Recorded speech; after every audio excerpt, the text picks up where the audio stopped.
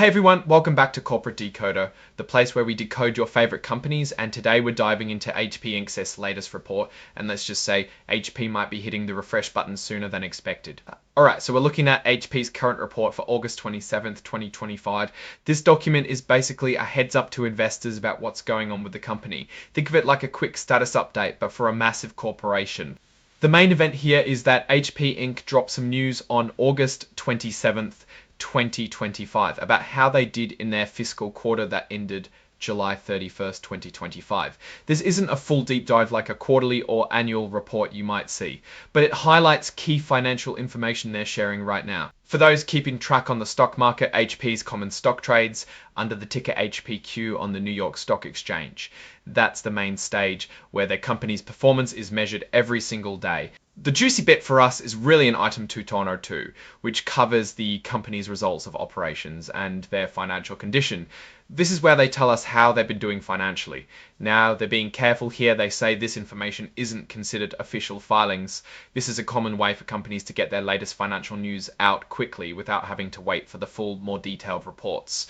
So the August 27th news release is the core of what's being reported here. It's their way of saying, here's how we wrapped up our last fiscal quarter. We're going to look for the numbers that really tell the story of their business health during that period. What's attached as Exhibit 99.1 is indeed that news release.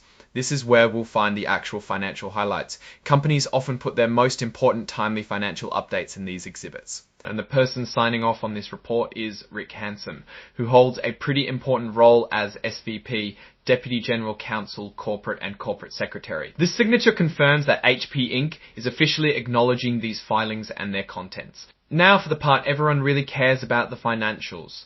While this specific filing isn't a full financial report with all the tables, it's referencing a news release that does contain those key numbers. Typically, these releases will give us a snapshot of revenue, earnings, and maybe some segment performance from HP.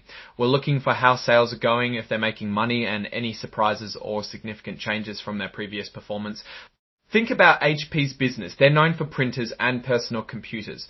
So we'd want to see how sales in those areas are performing. Are people buying more PCs as remote work continues? Or is the market cooling down? How are their printer sales doing, especially with so many people working from home? Are they selling more ink and supplies, which is a big profit driver for them?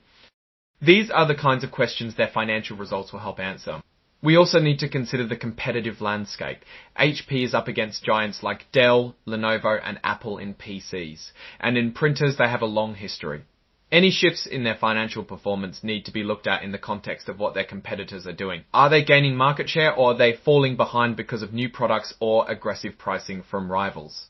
Now let's imagine what kinds of numbers might be in that news release they're referencing. We'd be looking for things like total revenue, which tells us the overall sales.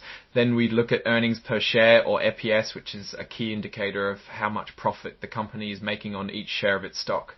If revenue is up but EPS is down, it might mean their costs are increasing, which isn't a great sign for future profitability. For example, if they reported a 5% increase in revenue, that sounds good, but if their expenses rose by 10%, they're actually making less profit.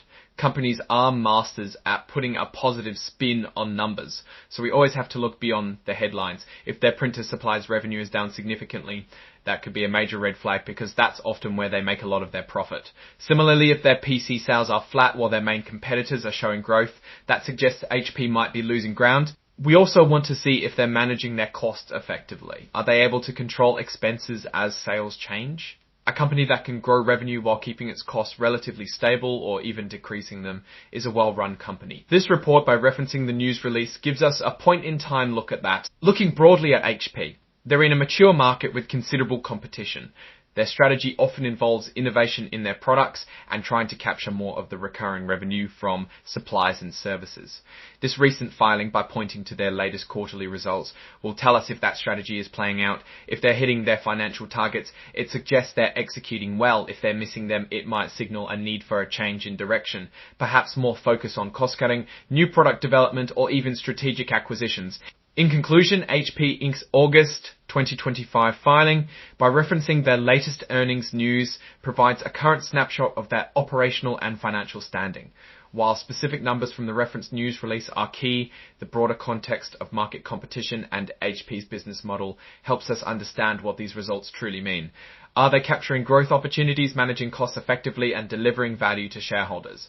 This filing is one piece of that puzzle, and delivering value to shareholders, this filing is one piece of that puzzle. What's your take on HP's performance based on this report? Do you think they're hitting the mark, or is there trouble brewing?